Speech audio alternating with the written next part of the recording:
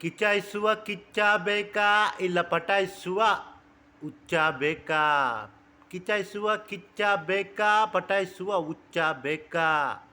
ಇಲ್ಲವೇ ಇಲ್ಲವೇ ಇಲ್ಲ ನಿನಗೆ ಯಾರು ಕೊಂಡುಕೊಂಡು ನಿನ್ನ ಒಳಗೆಯ ಮಾತು ಮಾರಿಕೊಂಡು ಮುತ್ತು ಮುತ್ತಿನ ಹೊಳೆಯ ತುತ್ತಿನ ತಿಂದು ತೆಗುವ ಹಾಗೆ